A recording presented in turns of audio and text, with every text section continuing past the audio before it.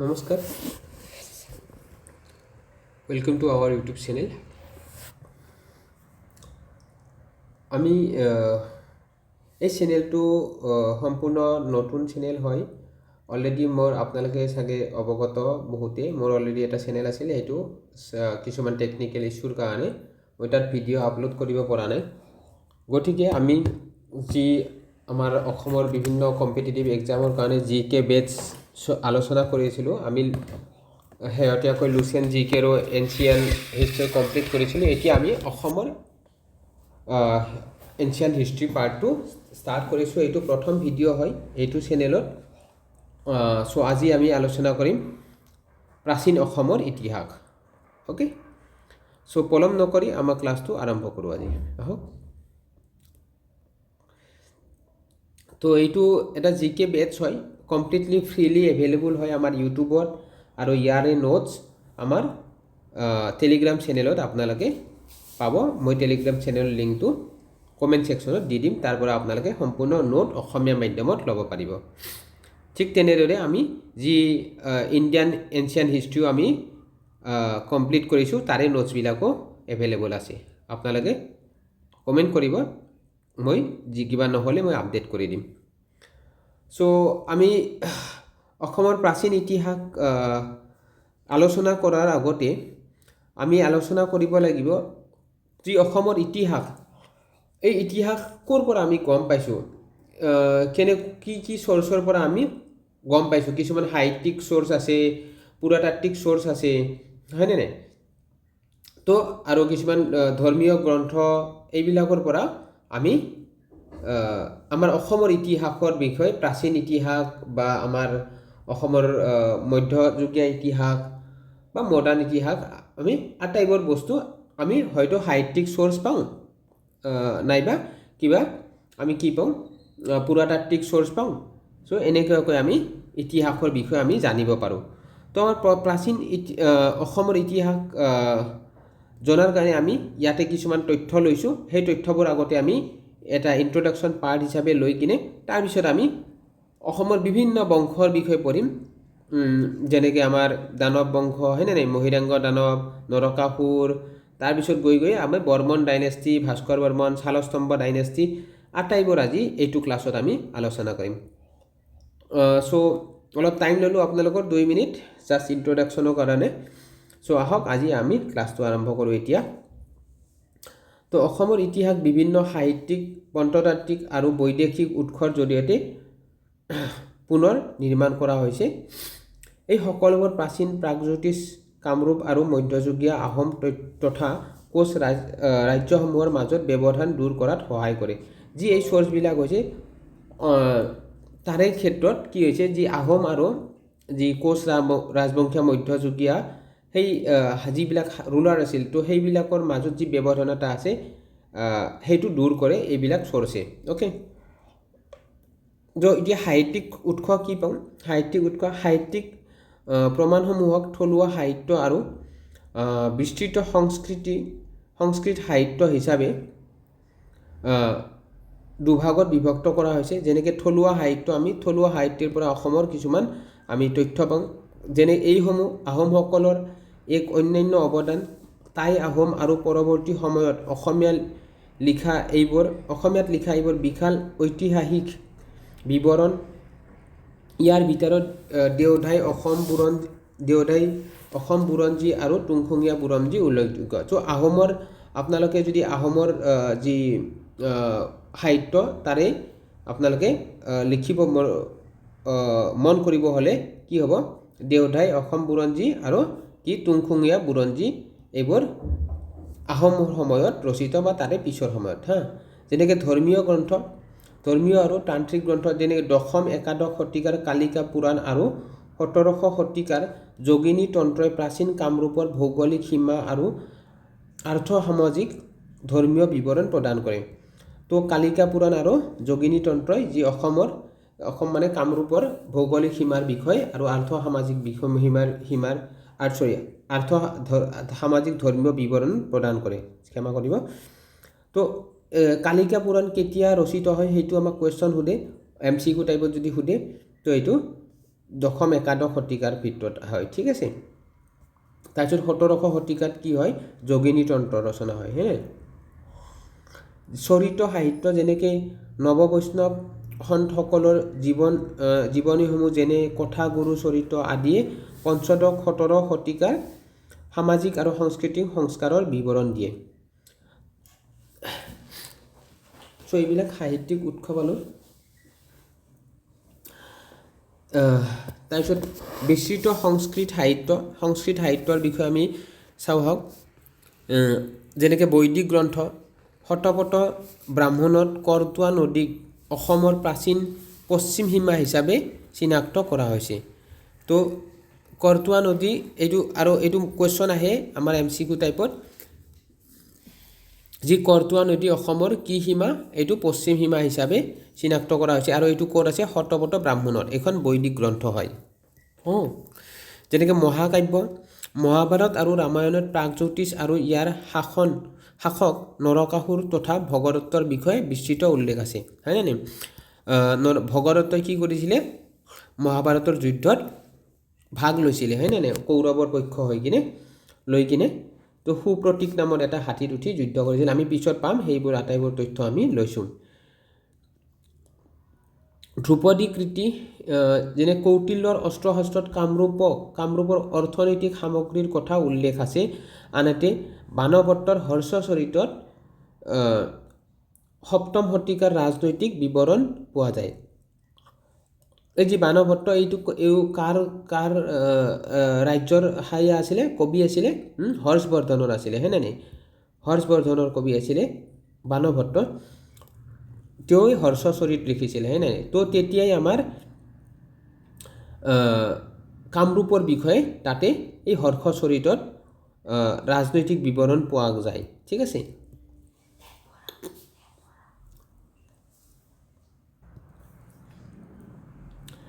Next প্ৰত্নতাত্ত্বিক উৎসৰ পৰা আমি কিছুমান পাওঁ, যেনেকৈ ভৌতিক অৱশেষবোৰ সেই সময়ৰ ৰাজনৈতিক আৰু ধৰ্মীয় জীৱনৰ নিৰ্ভৰযোগ্য তথ্য প্ৰদান কৰে।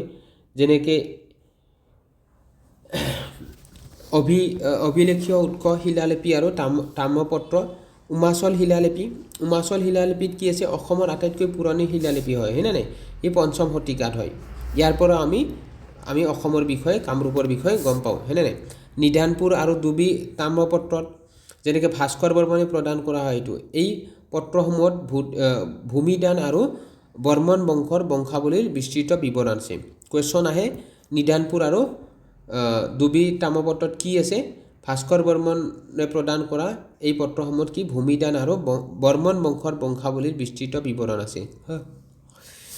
কনাই বৰশী বোৱা শিলালিপিত কি আছে, যি 1206 খ্ৰীষ্টাব্দত হোৱা প্ৰথমটো তুৰ্ক আফগান আক্ৰমণৰ তথ্য ইয়াত পোৱা যায়। তো কানাই বৰশী বোৱা শিলালিপিত এই তুৰ্কী আফগানৰ আক্ৰমণৰ তথ্য পোৱা যায়, যি 1206 চনত কৰিছিল। কোনে কৰিছিল, কমেণ্ট কৰিবচোন আপোনালোকে। 1206 চনত প্ৰথম ইছলামিক ইনভেড হৈছিলে, হয়নে অসমত। তাৰপিছত আমি বিভিন্ন চ'ৰ্চ, মুদ্ৰাৰ পৰাও পাওঁ কিছুমান চ'ৰ্চ, স্থাপত্য ভাস্কৰ্যৰ পৰা পাওঁ। মুদ্ৰাৰ পৰা প্ৰাচীন কালৰ মুদ্ৰা তুলনামূলকভাৱে কম যদিও কিছুমান গুপ্ত যুগৰ অনুকৰণত নিৰ্মিত সোণৰ মুদ্ৰা পোৱা গৈছে। মধ্যযুগীয় মুদ্ৰা যেনেকৈ আহোম মুদ্ৰাসমূহ নাৰায়ণী টকা বুলিও যায়, সাধাৰণতে আঠকণীয়া আৰু ইয়াৰ ৰাজত্বকাল তথা ধৰ্মীয় চিহ্ন খোদিত থাকে। স্থাপত্য আৰু ভাস্কৰ্য যেনেকৈ কীৰ্তিচিহ্ন পৰ্বতীয়া ধ্বংসাৱশেষৰ 6ষ্ঠ শতিকাৰ গুপ্তশৈলীৰ প্ৰভাৱ মনত কৰিব। আমাৰ কুৱেশ্যন আহি থাকে, পৰ্বতীয়া যি ধ্বংসাৱশেষ এইটো কাৰ লগত মিল খায়, এই গুপ্তশৈলীৰ লগত মিল খায়, এইটো স্থাপত্য ভাস্কৰ্যৰ লগতো আমি অসমৰ হিষ্টৰী ইতিহাসৰ বিষয়ে বুজিব পাৰোঁ। যেনেকৈ মদন কামদেৱ অসমৰ খোজোৰাহ বুলি জানে, হয়নে নাই? আৰু আহোম যুগৰ ৰংঘৰ, তলাতল ঘৰ আদি এইবিলাক স্থাপত্য ভাস্কৰ্যৰ পৰাও আমি অসমৰ ইতিহাস অনুমান কৰিব পাৰোঁ বা গম পাওঁ। খননস্থলীৰ পৰাও গম পাওঁ, যেনেকৈ আমবাৰীৰ দৰে নগৰীয় বসতিস্থল আৰু ডাউজেলী হাইডিঙৰ প্ৰাক ঐতিহাসিক সঁজুলিসমূহ, সেনেকৈ ডাউজেলী হাইডিঙত জেটাইট শিল পোৱা গৈছিলে, ষ্ট'ন পোৱা গৈছিলে। তো তাৰ পৰাও আমি অসমৰ ইতিহাসৰ বিষয়ে বিৱৰণ পাওঁ। আৰু যেনেকৈ ডাউজেলি হাইডিংটো সেইটো নিঅ'লিথিক এজ আছিলে হয় না, নিঅ'লিথিক পিৰিয়ডৰেই আছিলে। তো আমি সেইবিলাকো তলত লৈছোঁ, আমি আলোচনা কৰিম।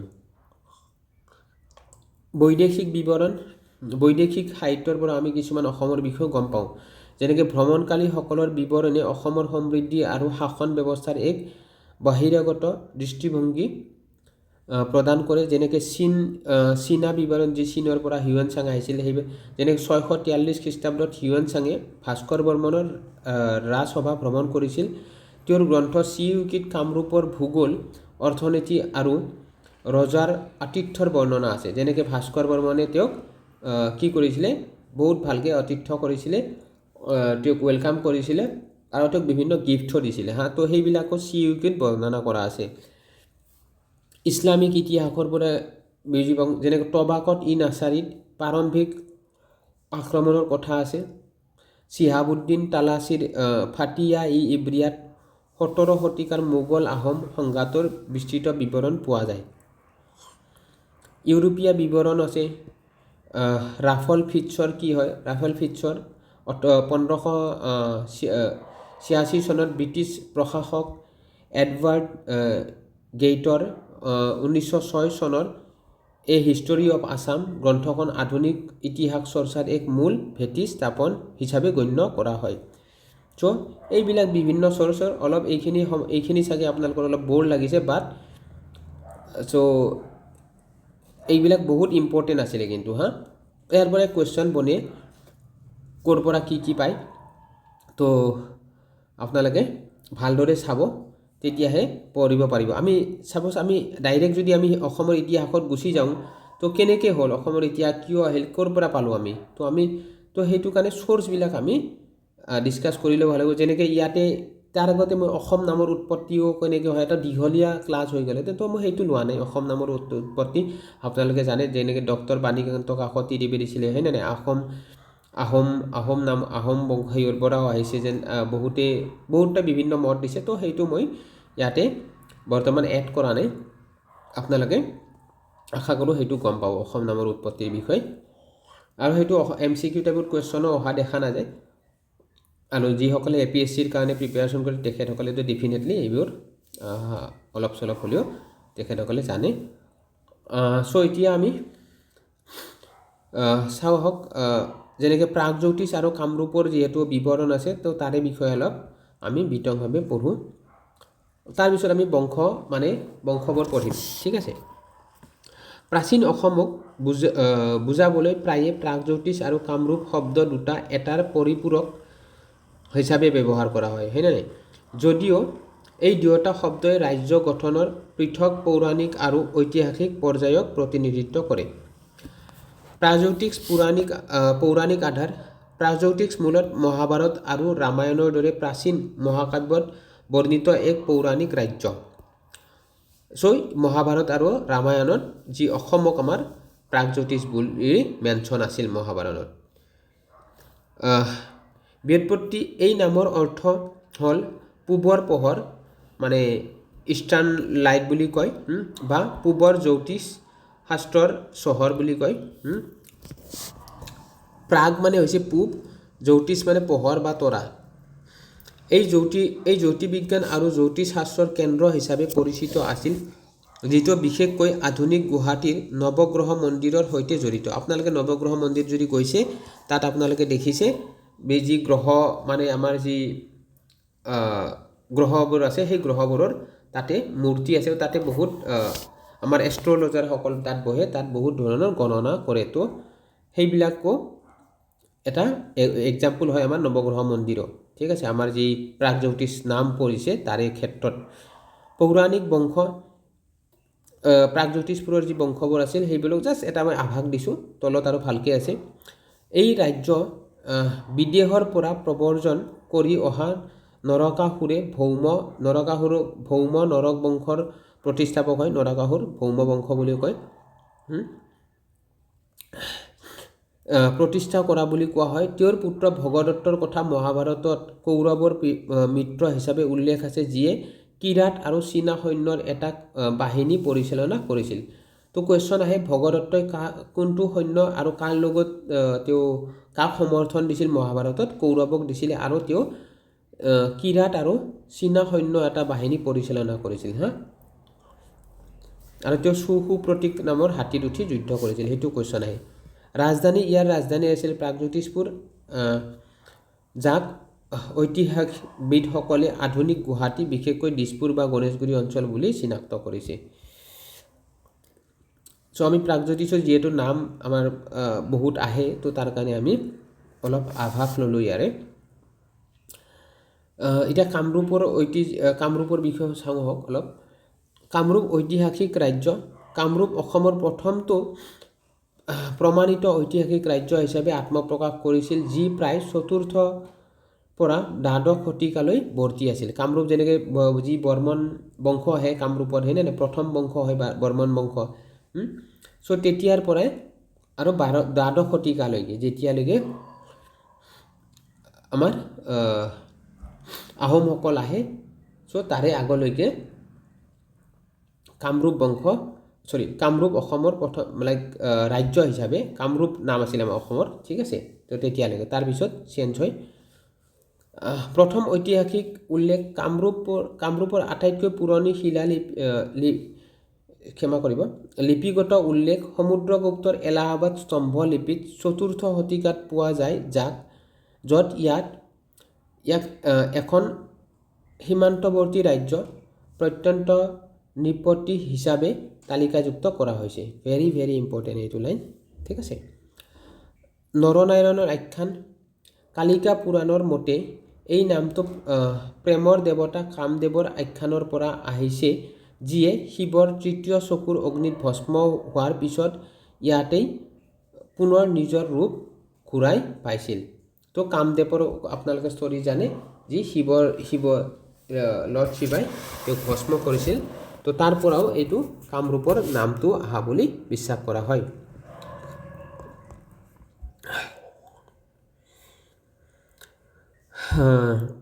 প্ৰধান ঐতিহাসিক ৰাজবংশসমূহ কামৰূপৰ কি ৰাজবংশ আছিল প্ৰধান ঐতিহাসিক যেনেকৈ বৰ্মন বংশ আমি ক'লোঁ 350 পৰা 600 খ্ৰীষ্টাব্দলৈকে আছিলে হয়নে পুষ্যবৰ্মন প্ৰতিষ্ঠা কৰিছিলে বৰ্মন বংশ ইয়াৰ আটাইতকৈ বিখ্যাত শাসক আছিল কি ভাস্কৰ বৰ্মন আছিল হয়নে যিয়ে হৰ্ষবৰ্ধনৰ সৈতে মিত্ৰতা কৰিছিল আৰু চীনা পৰিব্ৰাজক হিউৱেন চাঙক আতিথ্য প্ৰদান কৰিছিল তাৰপিছত শ্লেষ বংশ শালস্তম্ভ বংশ আহে ঠিক আছে 650 পৰা 900 খ্ৰীষ্টাব্দত তেওঁলোকে ৰাজধানী হৰুপশ্বৰলৈ তেজপুৰৰ ওচৰত স্থানান্তৰ কৰিছিল কামৰূপৰ পৰা তাৰপিছত পাল বংশ আহে ৰাজধানী পুনৰ দুৰ্জয় আৰু কামৰূপৰ নগৰত উত্তৰ গুৱাহাটীত প্ৰতিষ্ঠা কৰিছিল পাল বংশই তো জাষ্ট এটা আমি কামৰূপ আৰু প্ৰাগজ্যোতিষপুৰৰ বিষয়ে ল'লোঁ আৰু আমি সাহিত্যিক উৎসৱৰ আমি চ'ৰ্চবোৰ ল'লোঁ আমাৰ অসমৰ ইতিহাসত ভেৰি ইম্পৰ্টেণ্ট আমি কিবা এটা বস্তু বুজি পোৱাৰ আগতে তাৰে আমি কমপ্লিটলি বেছৰ পৰা যিহেতু আমি অসম হিষ্ট্ৰীৰ প্ৰথমটো ক্লাছ হয় তো তাৰ কাৰণে আমি সম্পূৰ্ণ আমি চেষ্টা কৰিছোঁ কি আমি পুৰা ফুলি ফাউণ্ডেশ্যন বিল্ড কৰাৰ কাৰণে তো সেইটো কাৰণে আমি আটাইবোৰ তথ্য ভালদৰে পঢ়ি গৈছোঁ তো এতিয়া আমি কিছুমান পুৰাতাত্ত্বিক আৰ্ক'লজিকেল ফেজেছবিলাকো চাম আমি প্ৰাগ ঐতিহাসিক অসমৰ পুৰাতাত্ত্বিক পৰ্যায়সমূহ কি আছিলে যেনেকৈ দেওজালী হাইডিং অলৰেডি আমি পাইছিলোঁ হয়নে নাই চ' পুৰা প্ৰস্তৰ যুগ আমাৰ পুৰা প্ৰস্তৰ যেনেকৈ পেলোলিথিক মিজ'লিথিক নিঅ'লিথিক লগতো আমাৰ সম্পৰ্ক আছে আমাৰ অসম ইয়াতে মানুহ যি ইয়াতেও কিবা চিভিলাইজেশ্যন আছিলে কাৰণ ইয়াতে বহুত বেছি খনন কাৰ্যৰ জৰিয়তে কিছুমান বস্তু পোৱা গৈছে তাৰ পৰাও আমাৰ ইয়াতেও যি সেই পেলোলিথিক পিৰিয়ডৰো তাতেও যি সভ্যতা আছিল বিভিন্ন আমাৰ কাউণ্ট্ৰিত আমাৰ দেশত অসমতো সেনেকুৱা সভ্যতা আছিল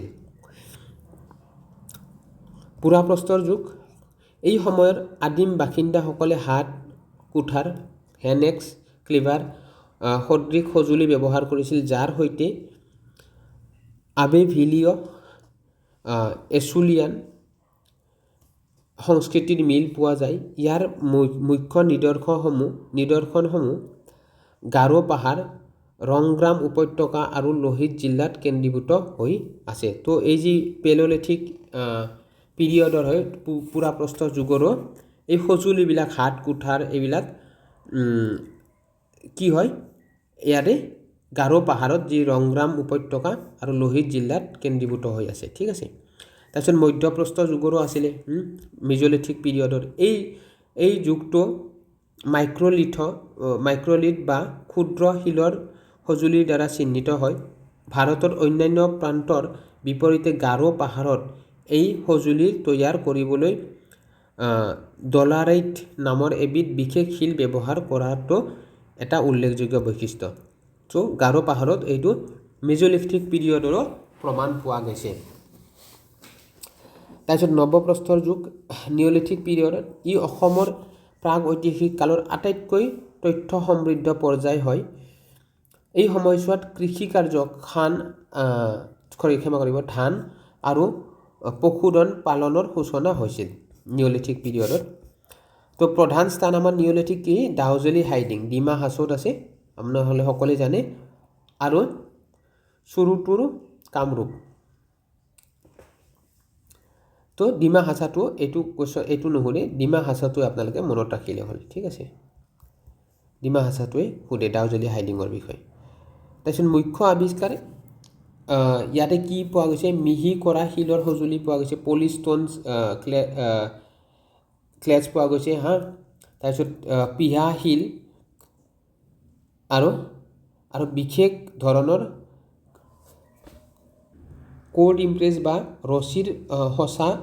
ৰছীৰ সাজ থকা মৃৎশিল্প পোৱা গৈছে ডাউজেলি হাইডিঙত। ঠিক আছে, এইটো নিঅলিথিক ছাইডত।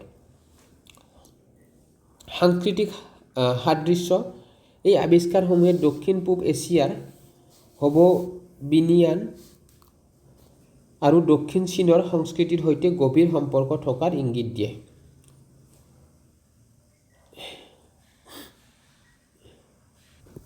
মেগালিথিক সংস্কৃতি খ্ৰীষ্টপূৰ্ব দ্বিতীয় সহস্ৰাব্দৰ শেষৰ ফালে এই সংস্কৃতিৰ উত্থান ঘটিছিল। ইয়াৰ মূলত মৃতদেহ সৎকাৰ আৰু বা স্মাৰক হিচাপে ডাঙৰ পাথৰৰ স্তম্ভ, পাথৰৰ মেজ আৰু পাথৰৰ বৃত্ত ব্যৱহাৰ কৰা হৈছিল। গুৰুত্বপূৰ্ণ স্থান ডিমা হাছাওৰ নুচুংবুলো 500তকৈও অধিক শিলৰ পাত্ৰ পোৱা গৈছে, যিটো বিশ্বৰ ভিতৰত এই ধৰণৰ বৃহত্তম স্থান। যি ইয়াতে কি কৰিছিলে যি মৃতদেহ সৎকাৰৰ কাৰণে জাষ্ট চিহ্ন কৰিছিল। তো তাতে আমাক ক'ত পাইছে এইটো নুচুংবুলত পাইছে, ক'ত আছে ডিমা হাছাওত পাইছে ইয়াক শক্তিবাদৰ দৰে প্ৰাচীন ধৰ্মীয় বিশ্বাসৰ প্ৰাৰম্ভিক চানেকি বুলি গণ্য কৰা হয়। চ' এইটো তেওঁলোকে যেনেকৈ সৎকাৰ কৰাৰ কাৰণে মৃতদেহবিলাক, তো এইবিলাক তেওঁলোকে চিহ্ন হিচাপে ৰাখিছিল। তো এইবিলাকৰো প্ৰমাণ পোৱা গৈছে, 500তকৈও অধিক শিলৰ এইবিলাক পোৱা গৈছে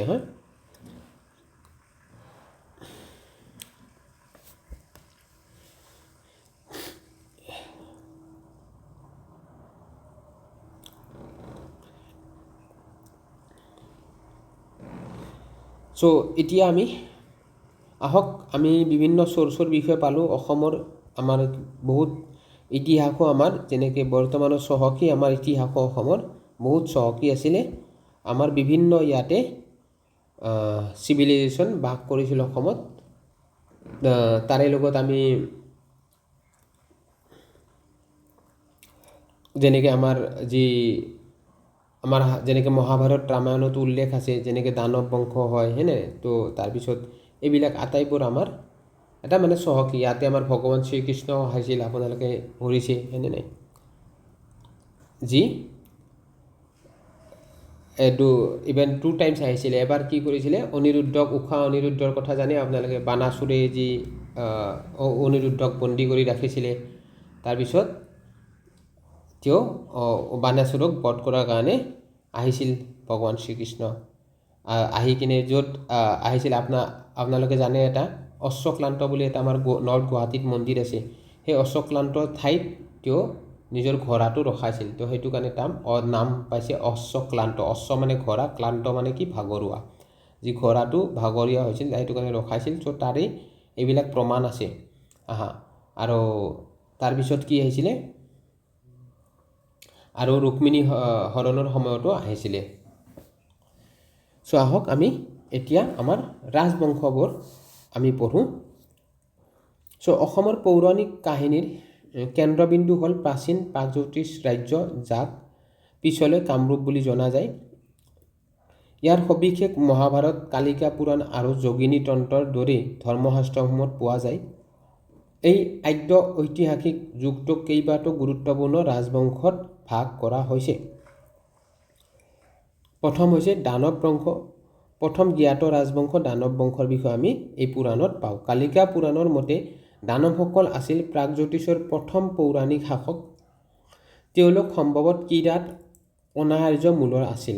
কুৱেশ্যন সোধে, মহিৰংগ দানৱ তেওঁ আছিল আটাইতকৈ প্ৰাচীন জ্ঞাত ৰজা। চ' এই বংশৰ প্ৰথম ৰজা কোন আছিলে? মহিৰাংগ দানৱ। আৰু যদি আমাৰ অসমৰ প্ৰাগ ঐতিহাসিক অসমৰ প্ৰথম শাসক বুলিও সোধে, তেওঁ কি হ'ব? মহিৰাংগ দানৱ।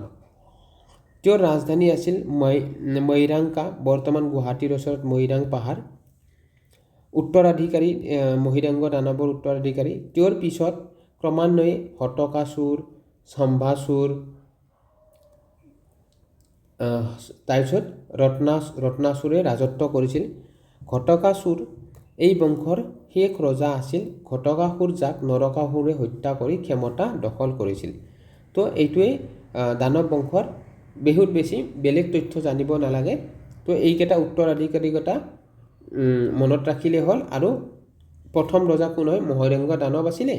তাৰপিছত তেওঁৰ ৰাজধানী কি আছিলে? মৈৰাংক আছিল। বৰ্তমান কি মৈৰাং পাহাৰ আমাৰ গুৱাহাটীৰ ওচৰত। তাৰপিছত ঘটকাসুৰক কোনে কৰিছিলে? নৰকাসুৰে বধ কৰি কিনে তেওঁ ভৌম বংশ বা নৰক বংশ প্ৰতিষ্ঠা কৰিছিল। তো এইখিনি যি দানৱ বংশৰ ইম্পৰ্টেণ্ট এক্সাম পইণ্ট অফ ভিউৰ কাৰণে। ভৌম বা নৰক বংশ, ভৌম বুলিও কয় বা ভৌম, এইটো প্ৰাগজ্যোতিষৰ দ্বিতীয়টো পৌৰাণিক ৰাজবংশ হয়। পৰৱৰ্তী কালৰ ঐতিহাসিক ৰাজবংশসমূহে বৰ্মন, শ্লেষ, এইটো শালস্তম্ভ আৰু পাল বংশ। নিজকে বৈধ বুলি প্ৰমাণ কৰিবলৈ নৰকাসুৰকে নিজৰ আদিপুৰুষ বুলি দাবী কৰিছিল। যি এই পৰৱৰ্তী যি ঐতিহাসিক ৰাজবংশসমূহ আহিছিলে, তো তেওঁ যেনেকৈ বৰ্ম বংশ, শ্লেষ বা শালস্তম্ভ বংশ বা পাল বংশ, তেওঁলোকক আদিপুৰুষ কাক বুলি মানিছিলে? নৰকাসুৰক নিজৰ আদিপুৰুষ বুলি দাবী কৰিছিল। কুৱেশ্যন সোধে, নৰকাসুৰ এই বংশৰ প্ৰতিষ্ঠাপক আছিল। কিংবদন্তি অনুসৰি তেওঁ আছিল পৃথিৱী দেৱী আৰু ভগৱান বিষ্ণুৰ 12 অৱতাৰৰ পুত্ৰ। ভেৰি ইম্পৰ্টেণ্ট কুৱেশ্যন সোধে। তো এই 12 অৱতাৰ কেতিয়া লৈছিলে? যেতিয়া হিৰণ্যকশই আমাৰ এই পৃথিৱী, আমাৰ এই গোটেই পৃথিৱীখন তেওঁ ৰসাতলত লৈ গৈছিল। তাৰপিছত হিৰণ্যকশক কি কৰিছিলে? ভগৱান কৃষ্ণই 12 অৱতাৰ লৈছিলে। বিষ্ণুৱে 12 অৱতাৰ লৈ কিনে তেওঁ এই ভূমিদেৱীক ৰক্ষা কৰিছিল। তাৰপিছতে তেওঁ এইটো মানে তেওঁলোকৰ ভগৱান বিষ্ণুৰ আৰু ভূমিদেৱীৰ পুত্ৰ হিচাপে নৰকাসুৰক, জাষ্ট মই এইটো এক্সট্ৰা ষ্টৰি ক'লোঁ, মানে কেনেকৈ 12 অৱতাৰ হৈছিলে। তো সেইটোৰ ৰিলেট কৰিয়ে মই জাষ্ট কথাটো কৈছোঁ। চ' নৰকাসুৰক ভগৱান বিষ্ণুৰ 12 অৱতাৰৰ পুত্ৰ বুলি জানে। চ' এক্সাম পইণ্ট অফ ভিউৰ কাৰণে এইখিনি ইম্পৰ্টেণ্ট। কৃতিত্ব, তেওঁ প্ৰাগজ্যোতিষপুৰ আৰু কামাখ্যা মন্দিৰ প্ৰতিষ্ঠা কৰাত কৃতিত্ব লাভ কৰিছিল। ভৱিষ্যত আৰম্ভণিতে ধাৰ্মিক হ'লেও বানাসুৰৰ সংগদোষত তেওঁ অত্যাচাৰী হৈ পৰে। শেষত ভগৱান কৃষ্ণৰ হাতত তেওঁৰ মৃত্যু হয়। ভগদত্ত নৰকৰ পুত্ৰ। তেওঁ মহাভাৰতৰ এজন উল্লেখনীয় চৰিত্ৰ। কুৰুক্ষেত্ৰৰ যুদ্ধত তেওঁ কৌৰৱৰ পক্ষ লৈ কিৰাত আৰু চীন সৈন্যৰ এটা বিশাল বাহিনীৰ নেতৃত্ব দিছিল। তেওঁ সুপ্ৰতীক নামৰ এটা শক্তিশালী যুদ্ধহস্তী আছিল। তেওঁৰ অৰ্জুনৰ হাতত তেওঁৰ মৃত্যু হয়। তো কাৰ হাতত মৃত্যু হয়? যি ভগদত্তৰ, সেইটো কুৱেশ্যন সোধে। আৰু এতিয়াও কাৰ পুত্ৰ আছিলে? নৰকাসুৰৰ পুত্ৰ আছিলে। আৰু তেওঁ কৌৰৱৰ আমাৰ মহাভাৰতৰ যুদ্ধত কৌৰৱৰ পক্ষে যুদ্ধ কৰিছিল, কাৰণ তেওঁৰ জীয়ৰী দুৰ্যোধনৰ লগত বিয়া দিছিলে। আৰু তেওঁ কিৰাত আৰু যি চীন সৈন্যৰ এটা বিশাল বাহিনী তেওঁ নেতৃত্ব দিছিল। তাৰপিছত তেওঁ কি হয়? অৰ্জুনৰ হাতত মৃত্যুবৰণ কৰে। তাৰপিছত ব্ৰজদত্ত, ভগদত্তৰ উত্তৰাধিকাৰী, সম্ভৱতঃ তেওঁৰ পুত্ৰ বা ভাতৃ। তেওঁ অশ্বমেধ যজ্ঞৰ সময়ত যুধিষ্ঠিৰৰ আধিপত্য স্বীকাৰ কৰিছিল। যেতিয়া যুধিষ্ঠিৰে অশ্বমেধ যজ্ঞ কৰিছিল, তেতিয়া যুধিষ্ঠিৰৰ আধিপত্য স্বীকাৰ কৰিছিল। Very important. অন্তিম ৰজা, যি ভৌম বংশ বা নৰক বংশৰ পৌৰাণিক বিৱৰণী অনুসৰি সুপৰ্ণ বা সুপুৰুৱা আছিল এই বংশৰ শেষ ৰজা। তো কুৱেশ্যন সোধে নৰক বংশৰ বা ভৌম বংশৰ শেষ ৰজা কোন হ'ব? সুপৰ্ণ বা সুপুৰুৱা। ঠিক আছে, এই বংশৰ শেষ ৰজা আছিল।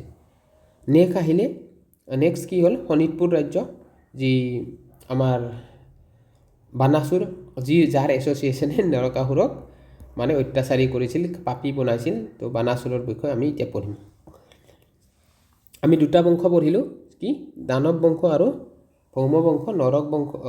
নৰকাসুৰ বা নৰক বংশ বুলি পঢ়িলোঁ।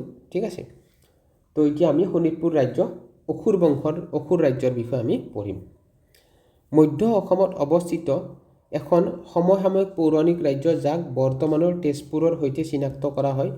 বানাসুৰ এজন শক্তিশালী অসুৰ ৰজা আৰু শিৱৰ ভক্ত আছিল। তেওঁ নৰকাসুৰৰ সমসাময়িক আছিল। বানাসুৰ কাৰ সমসাময়িক আছিল? কুৱেশ্যন সোধে নৰকাসুৰৰ দেই। তেওঁৰ এছ'চিয়েশ্যনতে নৰকাসুৰে অত্যাচাৰী হৈছিল। ঊষা অনিৰুদ্ধৰ কাহিনী বহুত ভাল লগা কাহিনী এইটো, কেতিয়াবা পঢ়িব এক্সট্ৰাকৈ। তো এতিয়া মই ঊষা অনিৰুদ্ধ ক'ব গ'লে বহুত দীঘলীয়া হৈ যাব। তেওঁৰ কন্যা ঊষাই কৃষ্ণৰ নাতি অনিৰুদ্ধক বিয়া কৰাইছিল। ইয়াৰ পৰিণতিতে কৃষ্ণ আৰু শিৱৰ মাজত বিখ্যাত হৰিহৰৰ যুদ্ধ সংঘটিত হৈছিল। ভেৰি ইম্পৰ্টেণ্ট, আমাৰ এক্সাম পইণ্ট অফ ভিউ কাৰণে। বানাসুৰৰ নাতি ভালুকে ভালুকপুঙত ৰাজধানী পাতিছিল। কুৱেশ্যন সোধে বানাসুৰৰ নাতি যি ভালুকে ক'ত ৰাজধানী পাতিছিলে? ভালুকপুঙত। বৰ্তমান আমাৰ ক'ত আছে? তেজপুৰৰ ওচৰতে, হয় নে? অৰুণাচল প্ৰদেশৰ আকা জনজাতিসকলে নিজকে তেওঁৰ বংশধৰ বুলি বিশ্বাস কৰে। Very important. তো কি এই অৰুণাচল প্ৰদেশৰ যি আকা জনজাতি আছে, তেওঁ কাৰ ভালুকৰ বংশধৰ বুলি বিশ্বাস কৰে। ভালুকৰ বংশধৰ ইন দ্য চেন্স কি? সেই বানাসুৰৰ অসুৰ ৰাজ্যৰ বংশধৰ বুলি বিশ্বাস কৰে। কাৰণ ভালুক কাৰ আছিলে? ভালুকৰ গ্ৰেণ্ডফাদাৰ আছিলে বানাসুৰ, হয় নে নাই?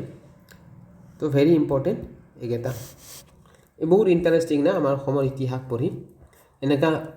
এনেকুৱা ইতিহাস বেলেগত ৰাজ্যত নাই আই থিংক। আমাৰ ইণ্ডিয়ান হিষ্ট্ৰী পঢ়িছোঁ, বাট এনেকুৱা ইণ্টাৰেষ্টিং মানে যেনেকৈ আমাৰ ইয়াতে গোটেই আছে, লাভ ষ্টৰিও আছে, ড্ৰামা আছে, ফাইটিং আছে, মানে এটা বহুত মানে ভাল এটা মানে আছে, এখন মুভি বনাব পাৰে বহুত। আমাৰ যদি আমাৰ ডাইৰেক্টৰসকলে বিচাৰিলে। বিদৰ্ভ ৰাজ্য শদিয়া। পৰম্পৰাগত বিশ্বাস অনুসৰি এই ৰাজ্যখন পূব অসমৰ শদিয়া অঞ্চলত আছিল। ভীষ্মক বিদৰ্ভৰ ৰজা আছিল। ইম্পৰ্টেণ্ট। এতিয়াও কৃষ্ণ আহে, যাৰ ৰাজধানী আছিল কুণ্ডিল। Very important. এই যি বিদৰ্ভৰ ৰাজধানী কি আছিলে? কুণ্ডিল আছিলে, আৰু ৰজা আছিলে ভীষ্মক। ৰুক্মিণী, ভীষ্মকৰ কন্যা ৰুক্মিণী ভগৱান কৃষ্ণই হৰণ কৰি নি বিবাহ কৰিছিল। চুতীয়া জনগোষ্ঠীৰ লোকসকলে নিজকে এই ৰজাৰ বংশধৰ বুলি গণ্য কৰে। Very important. আমাৰ যি চুতীয়া জনগোষ্ঠী আছে, তেওঁলোকে এই ভীষ্মকৰ বংশধৰ বুলি তেওঁ গণ্য কৰে। পৌৰাণিক তো এইকেইটা ইম্পৰ্টেণ্ট দেই, কোনে কাৰ বংশধৰ বুলি কুৱেশ্যন আহে। পৌৰাণিক বিদৰ্ভ ৰাজ্য কুণ্ডিল ৰাজ্য, ইয়াৰ গুৰুত্বপূৰ্ণ বিষয়ৰ তলত বিতংভাৱে আলোচনা কৰা হ'ল। পৌৰাণিক হিন্দু ধৰ্মগ্ৰন্থ আৰু লোককথা অনুসৰি বৰ্তমান অসমৰ শদিয়া অঞ্চলটো প্ৰাচীন বিদৰ্ভ ৰাজ্য হিচাপে পৰিচিত আছিল। ইয়াৰ ৰাজধানী আছিল কুণ্ডিল নগৰ, যি কুণ্ডিল নদীৰ পাৰত অৱস্থিত আছিল বুলি বিশ্বাস কৰা হয়। আমি ৰজা ভীষ্মক আৰু ৰুক্মিণীৰ বিষয়ে আমি আৰু কৃষ্ণৰ বিষয়ে অলপ পঢ়োঁ। তো ভীষ্মক ৰজা, বিদৰ্ভ ৰাজ্যৰ আটাইতকৈ বিখ্যাত ৰজা আছিল ভীষ্মক। তেওঁ এজন অতি শক্তিশালী আৰু ন্যায়পৰায়ণ শাসক আছিল। বৰ্তমান চুতীয়া জনগোষ্ঠীৰ ৰজা ভীষ্মকক তেওঁলোকৰ পূৰ্বপুৰুষ বা কুণ্ডিল ৰাজ্যৰ অঞ্চলত তেওঁলোকক প্ৰাচীন আদি ভূমি হিচাপে গণ্য কৰে। ৰুক্মিণী আৰু কৃষ্ণ, ৰজা ভীষ্মকৰ কন্যা অলৰেডি পঢ়িলোঁ এইখিনি। ৰুক্মিণী যি তেওঁৰ সৌন্দৰ্য আৰু গুণৰ বাবে বিখ্যাত আছিল। তেওঁ মনে মনে শ্ৰীকৃষ্ণক স্বামী হিচাপে বৰণ কৰিছিল। শ্ৰীকৃষ্ণক ষ্টৰিটো আপোনালোকে জানে, শ্ৰীকৃষ্ণৰ বিষয়ে শুনিছিল, শুনিয়ে মাতা ৰুক্মিণীৰ শ্ৰীকৃষ্ণৰ প্ৰতি প্ৰেম হৈছিলে। তো তেতিয়া শ্ৰীকৃষ্ণই আৰু তেতিয়া যিহেতু মানে নিজৰ যেতিয়া অন্তৰৰ পৰা তেওঁ কৃষ্ণক মানে লগ পোৱাৰ বা মাতিছিল, তেতিয়া ভগৱান কৃষ্ণ তেওঁৰ ওচৰত আহি উপস্থিত হৈছিল। তাৰপিছত এনেকৈ বিয়া হয়। কিন্তু তেওঁৰ ভাতৃ ৰুক্মীয়ে শিশুপালৰ সৈতে ৰুক্মিণীক বিবাহ দিব বিচাৰিছিল। লোককথা অনুসৰি শ্ৰীকৃষ্ণই কুণ্ডিল নগৰলৈ আহি ৰুক্মিণীক হৰণ কৰি লৈ যায় আৰু বিবাহ কৰায়। এই ৰোমাঞ্চকৰ কাহিনীটো অসমৰ সংস্কৃতি আৰু সাহিত্যত, বিশেষকৈ মহাপুৰুষ শংকৰদেৱৰ ৰুক্মিণী হৰণ নাটত অত্যন্ত জনপ্ৰিয়। দেখিছে কিমান ইণ্টাৰেষ্টিং ষ্টৰি আমাৰ অসমৰ। ভগৱান কৃষ্ণ আহিছে, ইভেন দুবাৰকৈ আহিছে। তো আমাৰ অসম ভূমি মানে আমাৰ অসম ভূমিত কি বাৰে বাৰে জন্ম ল'বাও আমি প্ৰাৰ্থনা কৰিব লাগে। ইমান পবিত্ৰ ভূমি আমাৰ। আৰু আমি সকলোৱে মনত দৃঢ় এটা সংকল্প ল'ব লাগে কি আমি তেজ দিম, কিন্তু আমি ভূমি নিদিওঁ অসমৰ কাকো। ভৌগোলিক অৱস্থান আৰু ধ্বংসাৱেশ। বৰ্তমান তিনিচুকীয়া জিলাৰ শদিয়াৰ পৰা প্ৰায় কেইকিলোমিটাৰমান নিলগত কুণ্ডিল নদীৰ পাৰত এটা প্ৰাচীন দুৰ্গৰ ধ্বংসাৱশেষ পোৱা গৈছে, যিটো স্থানীয়ভাৱে ভীষ্মক নগৰ নামেৰে পৰিচিত। প্ৰত্নতাত্ত্বিক খননৰ ফলত ইয়াৰ পোৰামাটিৰ ইটা, শিলৰ ভাস্কৰ্য আৰু প্ৰাচীন মৃৎশিল্পৰ নিদৰ্শন পোৱা গৈছে, যিয়ে এই অঞ্চলৰ প্ৰাচীন সভ্যতাৰ সাক্ষ্য দিয়ে। সাংস্কৃতিক গুৰুত্ব।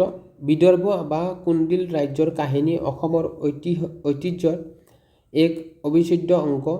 ইয়াক প্ৰাচীন কামৰূপ বা প্ৰাগজ্যোতিষপুৰৰ সমসাময়িক এখন স্বাধীন ৰাজ্য আছিল বুলি ধৰা হয়। এই কাহিনীবোৰ কেৱল ধৰ্মীয় বিশ্বাসেই নহয়, বৰঞ্চ উত্তৰ পূব ভাৰতৰ সৈতে ভাৰতৰ মূল ভূখণ্ডৰ প্ৰাচীন সংস্কৃতিৰ সম্পৰ্ক এক শক্তিশালী যোগসূত্ৰ স্থাপন কৰে। পৌৰাণিক যুগৰ পৰা ঐতিহাসিক যুগলৈ অসমৰ যি উত্তৰণ ঘটিছিল, তাৰ পৰৱৰ্তী ঐতিহাসিক ৰাজবংশসমূহৰ বিষয়ে তলত আলোচনা কৰি হ'ল। তো এতিয়া আমাৰ যি পৌৰাণিক যুগ আছিলে, আমাৰ প্ৰি হিষ্টৰী আছিল অসমৰ, ইয়াতেই সমাপ্ত হ'ল ৰুক্মিণী কৃষ্ণৰ বিবাহৰ জৰিয়তে। চ' এতিয়া আহিব আমি বিভিন্ন আমাৰ পলিটিকেল ইতিহাস এতিয়া আৰম্ভ হ'ল, যি বৰ্মন বংশৰ পৰা আৰম্ভ হয়। তাৰপিছত শেষ হয় ক'ত হয়? আহোম বংশত, হয়নে নাই? আহোম ডাইনাষ্টি অন্তিমটো আমাৰ অসমৰ ইতিহাসৰ বংশ হয় বা ৰাজবংশ হয়, যিয়ে ইয়াণ্ডাবু সন্ধিৰ জৰিয়তে সমাপ্তি ঘটে। নেক্সট হৈছে আমাৰ এতিয়া আমি বৰ্মন বংশৰ বিষয়ে আলোচনা কৰোঁ।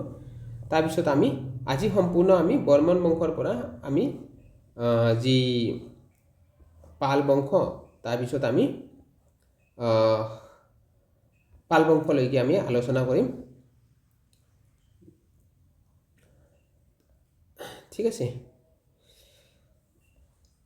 চ' এইকেইটা আমাৰ ইম্পৰ্টেণ্ট হয়। আহক, মই 1 ঘণ্টাৰ ভিতৰতে সমাপ্ত কৰিম ক্লাছটো।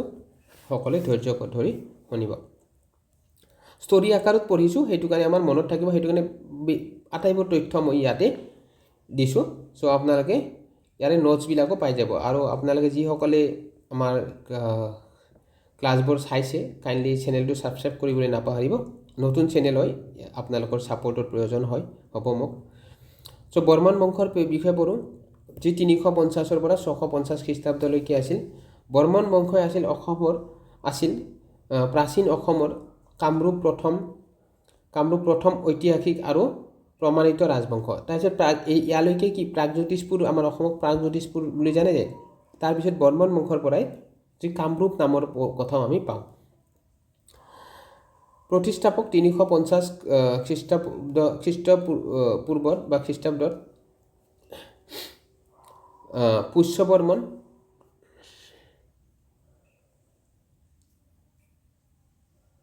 খ্ৰীষ্টপূৰ্ব নহয়, পুষ্যবৰ্মন আছিল এই বংশৰ প্ৰতিষ্ঠাপক। তেওঁ গুপ্ত সম্ৰাট সমুদ্ৰগুপ্তৰ সমসাময়িক আছিল। কুৱেশ্যন সোধে পুষ্যবৰ্মন কাৰ সমসাময়িক আছিল? যেনেকৈ আমাৰ ভাস্কৰ বৰ্মন হৰ্ষবৰ্ধনৰ আছিলে, কিন্তু পুষ্যবৰ্মন কোন আছিলে? সমুদ্ৰগুপ্তৰ সমসাময়িক। সমুদ্ৰগুপ্তাক কি বুলি জানে যে নেপোলিয়ন অফ ইণ্ডিয়া বুলিও জনা যায়, হয়নে?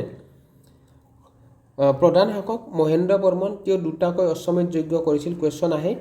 আৰু কামৰূপক গুপ্ত সাম্ৰাজ্যৰ অধীনতাৰ পৰা মুক্ত কৰি এখন স্বাধীন ৰাজ্য হিচাপে গঢ়ি তুলিছিল। মহেন্দ্ৰ বৰ্মনৰ বিষয়ে সোধে, তেওঁ দুটাকৈ অশ্বমেধ যজ্ঞ কৰিছিলে আৰু কামৰূপক কি কৰিছিলে? এই গুপ্ত সাম্ৰাজ্যৰ অধীনত আছিলে, অধীনৰ পৰা মুক্ত কৰিছিল। এখন স্বাধীন ৰাজ্য হিচাপে গঢ়ি তুলিছিল কামৰূপক। ভেৰি ইম্পৰ্টেণ্ট, ভাস্কৰ বৰ্মন এই বংশৰ সৰ্বশ্ৰেষ্ঠ আৰু শেষ শক্তিশালী ৰজা। তেওঁ উত্তৰ ভাৰতৰ সম্ৰাট হৰ্ষবৰ্ধনৰ বন্ধু আছিল। তেওঁ ৰাজত্ব কালতে চীনা পৰিব্ৰাজক হিউৱেন চাং কামৰূপলৈ আহিছিল। হিউৱেন চাঙক জুৱান জাং বুলিও জনা যায়। ৰাজধানী প্ৰাগজ্যোতিষপুৰ, বৰ্তমান গুৱাহাটীৰ চহৰত।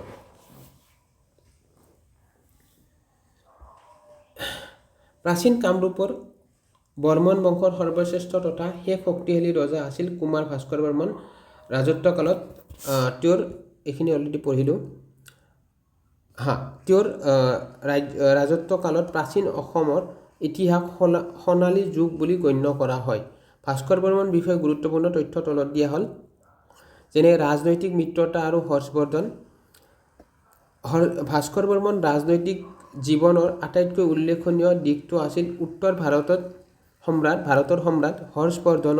হৰ্ষবৰ্ধনৰ সৈতে থকা তেওঁৰ বন্ধুত্ব। গৌড়ৰ ৰজা শশাংকক দমন কৰিবলৈ তেওঁ হৰ্ষবৰ্ধনৰ সৈতে এক শক্তিশালী সামৰিক মিত্ৰতা স্থাপন কৰিছিল। শশাংকৰ মৃত্যুৰ পিছত গৌড়ৰ এক বৃহৎ অংশ ভাস্কৰ বৰ্মনৰ শাসনাধীন হৈছিল। তো কাৰ লগত যুদ্ধ কৰাৰ কাৰণে মিত্ৰতা কৰিছিল? শশাংকৰ লগত যুদ্ধ কৰাৰ কাৰণে। তাৰপিছত শশাংকক যি যুদ্ধত হৰুৱাৰ পিছত কি কৰে? যি এটা গৌড়ৰ এটা বৃহৎ অংশ ভাস্কৰ বৰ্মনৰ অধীনত আহে। ছেকেণ্ড ইম্পৰ্টেণ্ট পইণ্ট, আমি ভাস্কৰ বৰ্মনৰ বিষয়ে পঢ়ি আছিলোঁ, তো সেইটো কাৰণে বিতংভাৱে অলপ লৈছোঁ। হিউৱেন চাঙৰ কামৰূপ ভ্ৰমণ আমি অলৰেডি 2 বা 3 বাৰ আমি পঢ়িলোঁ, তথাপিতো এক্সট্ৰা কিছুমান পইণ্ট আছে, সেইটো পঢ়োঁ। বিখ্যাত চীনা পৰিব্ৰাজক হিউৱেন চাং ভাস্কৰ বৰ্মনৰ ভাস্কৰ বৰ্মনৰ আমন্ত্ৰণ ক্ৰমে কামৰূপলৈ আহিছিল। হিউৱেন চাঙে তেওঁৰ ভ্ৰমণ বৃত্তান্তত কামৰূপৰ সমৃদ্ধি, শিক্ষাৰ প্ৰতি মানুহৰ ধাউতি আৰু ভাস্কৰ বৰ্মনৰ আতিথ্যৰ ভূয়সী প্ৰশংসা কৰি গৈছে। তেওঁ ৰজাক কুমাৰ ৰজা বুলি অভিহিত কৰিছিল। ইম্পৰ্টেণ্ট হয়, যি ভাস্কৰ বৰ্মনক কুমাৰ ৰজা বুলি অভিহিত কৰিছিল কোনে? হিউৱেন চাঙে। তাৰপিছত ভাস্কৰ বৰ্মনৰ লগত ইম্পৰ্টেণ্ট কি হয়? কনৌজ আৰু প্ৰয়াগৰ ধৰ্মসভা। সম্ৰাট হৰ্ষবৰ্ধনৰ আমন্ত্ৰণত ভাস্কৰ বৰ্মনে কনৌজ আৰু প্ৰয়াগৰ ধৰ্মসভাত অংশগ্ৰহণ কৰিছিল। ইম্পৰ্টেণ্ট হয়, কুৱেশ্যন আহে আমাৰ। এই সভাত তেওঁক সৰ্বাধিক মৰ্যাদা প্ৰদান কৰা হৈছিল, যিয়ে সেই সময়ৰ ভাৰতবৰ্ষত কামৰূপৰ গুৰুত্ব প্ৰতিপন্ন কৰে। তো বহুত তেওঁক সন্মান জনাইছিল আমাৰ হৰ্ষবৰ্ধনে আমাৰ ভাস্কৰ বৰ্মনক, ঠিক আছে। আৰু তেওঁ যি কনৌজ আৰু প্ৰয়াগৰ ধৰ্মসভাত অংশগ্ৰহণ কৰিছিল, ইম্পৰ্টেণ্ট হয় এইটো লাইন। তাৰপিছত 4 নম্বৰ ইম্পৰ্টেণ্ট পইণ্ট হয় নিধানপুৰ তাম্ৰ শাসন কি হয় তামৰ প্লেট নিধানপুৰৰ ভাস্কৰ বৰ্মনৰ ৰাজত্বকালৰ ইতিহাস জনাৰ এক প্ৰধান উৎস হ'ল নিধানপুৰৰ তাম্ৰ শাসন বা তাম্ৰলিপি ঠিক আছে এই লিপিৰ পৰাই বৰ্মন বংশৰ বংশাৱলী আৰু ব্ৰাহ্মণসকলক ভূমি দান কৰা প্ৰথাৰ বিষয়ে জনা যায় আমি অলৰেডি পাইছোঁ ইয়াৰ পৰা প্ৰমাণ হয় যে তেওঁৰ ৰাজ্যৰ সীমা বৰ্তমান বাংলাদেশৰ চিলেট অঞ্চললৈকে বিস্তৃত আছিল ইম্পৰ্টেণ্ট হয় এতিয়াও আমি লৈয়ে ল'ব মন গৈছে চিলেটখন বৰ অত্যাচাৰ কৰি আছে বাংলাদেশত হয়নে অৰ্থনীতি আৰু সংস্কৃতি তেওঁৰ দিনত কামৰূপৰ অৰ্থনীতি অতি শক্তিশালী আছিল শিল্পকলা বাণিজ্য আৰু কৃষিৰ অভূতপূৰ্ব উন্নতি হৈছিল কামৰূপী কাৰিকৰে নিৰ্মাণ কৰা নাও তাৰপিছত পাট কাপোৰ আৰু আন হস্তশিল্প সমগ্ৰ ভাৰততে সামৰ্দ্ৰিত হৈছিল নেক্সট উত্তৰাধিকাৰী বিহীন মৃত্যু আৰু বংশৰ অন্ত তো এনেকৈ ভাস্কৰ বৰ্মনৰ পিছত কোনো কাৰণ তেওঁ বিয়া পাতা নাছিল ভাস্কৰ বৰ্মন চিৰকুমাৰ আছিল মানে বিয়া পাতা নাছিল সেইবাবে তেওঁ কুমাৰ ৰজা বুলি কোৱা হৈছিল যি হিউৱান চাঙে কৈছিল তেওঁৰ কোনো সন্তান নথকাৰ বাবে 650 খ্ৰীষ্টাব্দত তেওঁৰ মৃত্যুৰ লগে লগে বৰ্মন বংশৰ প্ৰায় 300 বছৰীয়া শাসনৰ অন্ত পৰে আৰু শাসনৰ ক্ষমতা শালস্তম্ভ শ্লেষ বংশৰ হাতলৈ যায় ভাস্কৰ বৰ্মন কেৱল এজন সফল যোদ্ধাই নাছিল বৰঞ্চ তেওঁ প্ৰাচীন কামৰূপক সমগ্ৰ ভাৰতৰ ৰাজনীতিত এক সন্মানীয় স্থানত অধিষ্ঠিত কৰি থৈ গৈছিল তো আমাৰ ভাস্কৰ বৰ্মনৰ বহুত অৱদান আছে আমাৰ কামৰূপক যি এটা সন্মানীয় এটা মৰ্যাদা দিয়াৰ কাৰণে তাৰপিছত আহে শ্লেষ বংশ শালস্তম্ভ শ্লেষ বা শালস্তম্ভ বংশ খ্ৰীষ্টীয় 650 পৰা 900 লৈকে আছিলে সম্পৰ্কে সবিশেষ তথ্য তলত দিয়া হ'ল ভাস্কৰ বৰ্মনৰ উত্তৰাধিকাৰী বিহীন মৃত্যুৰ পিছত কামৰূপৰ সিংহাসনত এক ৰাজনৈতিক অস্থিৰতাৰ সৃষ্টি হয় সেই সুযোগতে শালস্তম্ভ নামৰ এজন শক্তিশালী নেতাই ক্ষমতা দখল কৰে আৰু শ্লেষ বা শালস্তম্ভ বংশৰ প্ৰতিষ্ঠা কৰে সব এনেকা ৰজাৰে পাৱাৰফুল ৰজাৰে মৃত্যু হোৱাৰ পিছত বংশবিলাক এনেকা বিভাজন হৈছে যেনেকৈ আমাৰ কিং অশোকাৰ বিষয়ে আমি এনচিয়েণ্ট হিষ্ট্ৰীত পঢ়িছোঁ হয়নে নাই তেওঁৰ মৃত্যুৰ পিছতো কি হৈ যায় মানে বৃহৎ অশোক মানে যি এটা তেওঁ এম্পায়াৰ খাৰা কৰিছিলে তো সেইবিলাক সব বিনষ্ট হৈ যায় কাৰণ ভাগ বতৰা হৈ যায় তাৰপিছত বৃহদ্ৰথ হয় বৃহদ্ৰথক মাৰি কিনে কোনে কৰে আমি অলৰেডি পঢ়িছোঁ শুংগ ডাইনেষ্টি স্থাপন কৰে হয়নে নাই পুষ্যমিত্ৰ শুংগই বংশৰ নামাকৰণ আৰু উৎস চাওঁ শালস্তম্ভ এই বংশক কিয় শ্লেষ বুলি কোৱা হয় তাক লৈ ঐতিহাসিক সকলৰ মতভেদ আছে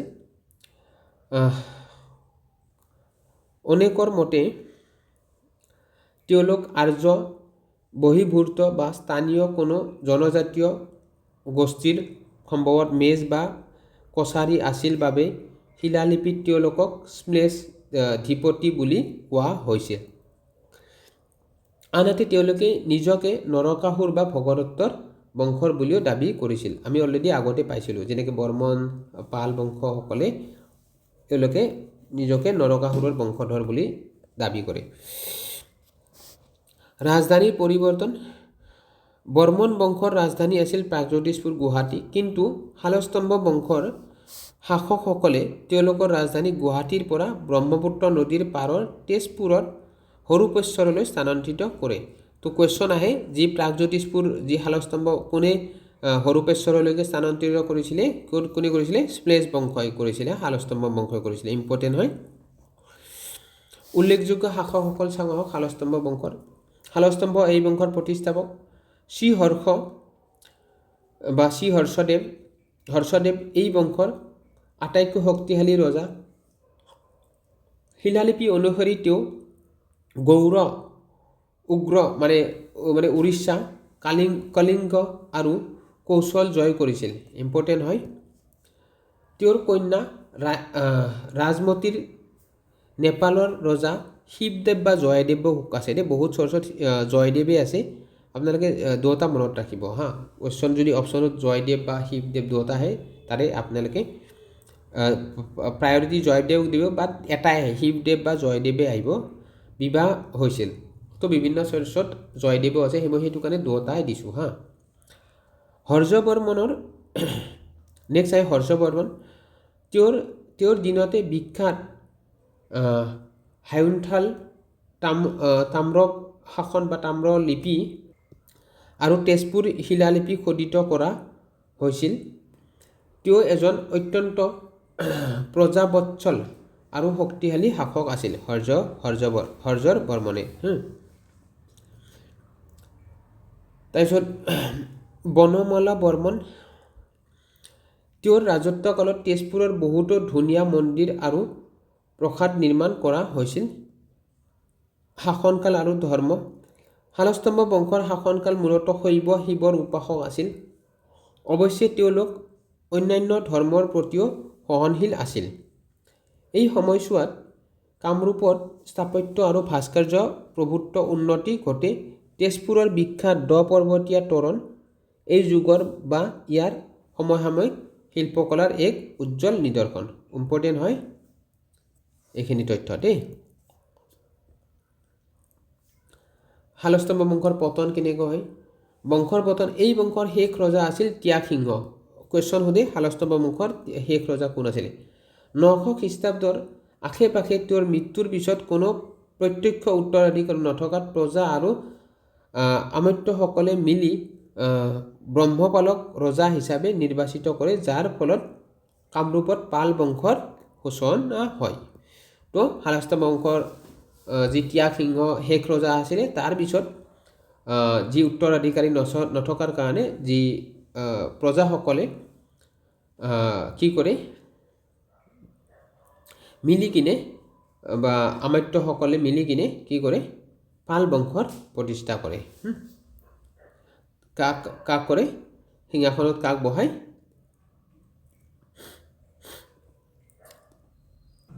ব্ৰহ্মপালক সিংহাসনত বহে, হয়নে? শালস্তম্ভ বংশৰ পিছত কামৰূপৰ ইতিহাসত এক নতুন অধ্যায়ৰ সূচনা হয়। কামৰূপৰ পাল বংশ, আমি তলত কাল বংশৰ বিষয়ে পঢ়োঁ।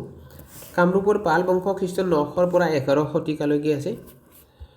শালস্তম্ভ বংশৰ অন্তিম ৰজা ত্যাগসিংহৰ মৃত্যুৰ পিছত কামৰূপত এক উত্তৰাধিকাৰী সংকটৰ সৃষ্টি হয়, যেনেকৈ ভাস্কৰ বৰ্মনৰ সময়তো হৈছিল।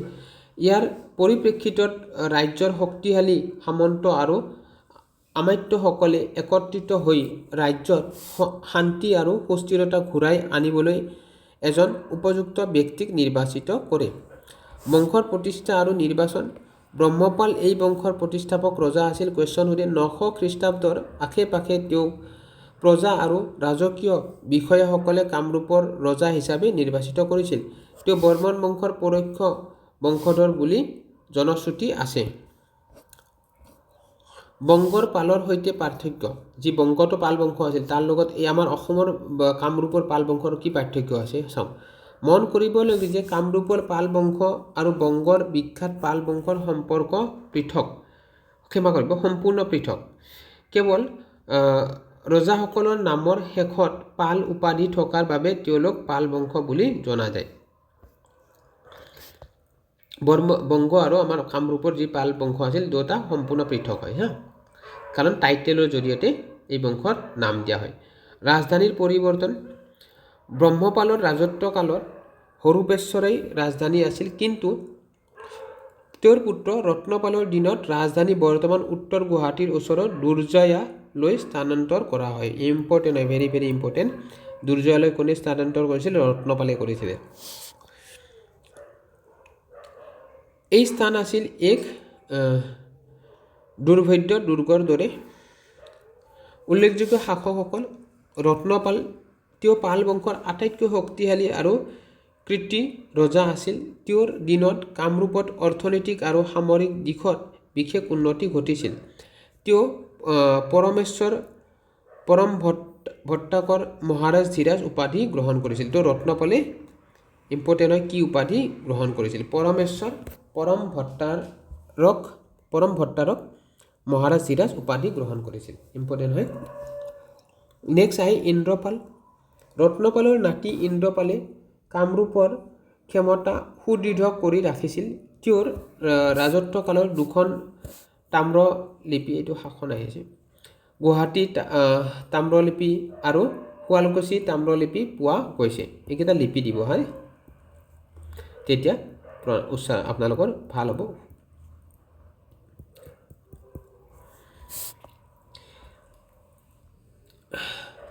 ধৰ্মপাল এই বংশৰ আন এজন প্ৰখ্যাত ৰজা। তেওঁৰ ৰাজধানী দুৰ্জয়ৰ পৰা কামৰূপ নগৰলৈ স্থানান্তৰ কৰিছিল। যি ধৰ্মপালে, যি দুৰ্জয়ত কোনে কৰিছিল, ৰত্নপালে কৰিছিল। তাৰপিছত ৰাজধানী কি কৰিছিলে, ধৰ্মপালে আৰু কামৰূপলৈকে পুনৰ স্থানান্তৰ কৰে। তেওঁ এজন ধৰ্মপৰায়ণ ৰজা আছিল, ধৰ্মপাল, সেইটো কাৰণে তেওঁৰ নামো ধৰ্মপাল। জয়পাল কামৰূপৰ পাল বংশৰ অন্তিমজন ৰজা আছিল। জয়পাল ধৰ্ম আৰু সংস্কৃতি। পাল বংশৰ শাসকসকল মূলতঃ হিন্দু ধৰ্মৰ অনুগামী আছিল। তেওঁলোকৰ দিনত বিশেষকৈ শক্তি উপাসনা আৰু তান্ত্ৰিক ধৰ্মৰ প্ৰভাৱ বৃদ্ধি পাইছিল।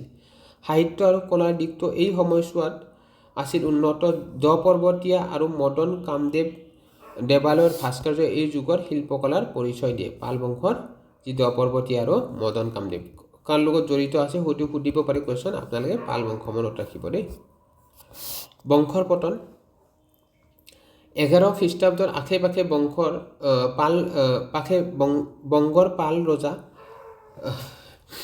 ৰামপালৰ সেনাপতি মাইনাই কামৰূপ আক্ৰমণ কৰি জয়পালক পৰাস্ত কৰে। ইয়াৰ লগে লগে কি কৰে, কামৰূপত স্বাধীন পাল বংশৰ ৰাজত্ব অন্ত পৰে।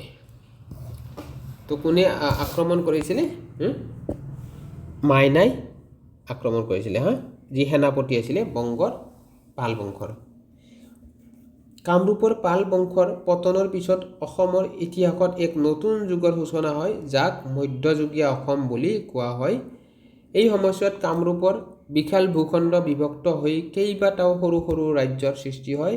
তলত ইয়াৰ অতি চমু আভাস দিয়া হ'ল। যেনেকৈ আমি এতিয়া আমি মধ্যযুগীয় আৰম্ভ, এই পাল বংশৰ লগতে সমাপ্ত হয়। এতিয়া আমি মধ্যযুগীয় পঢ়িম। তো জাষ্ট দুটামান মই ইয়াতে ইন্ট্ৰডাকশ্যন দিছোঁ। নেক্সট ক্লাছত আমাৰ নেক্সট কি আমি পঢ়িম সেইবোৰ আপোনালোকক জাষ্ট ইন্ট্ৰডাকশ্যন এটা দিওঁ।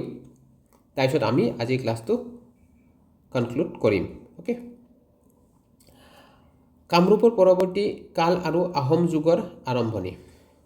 11 খ্ৰীষ্টাব্দত পাল বংশৰ পতনৰ পিছত কামৰূপত কোনো কেন্দ্ৰীয় শক্তি নাছিল। ইয়াৰ ফলস্বৰূপে ৰাজ্যখনত খণ্ড বিখণ্ড ৰাজনৈতিক পৰিস্থিতিৰ সৃষ্টি হয়।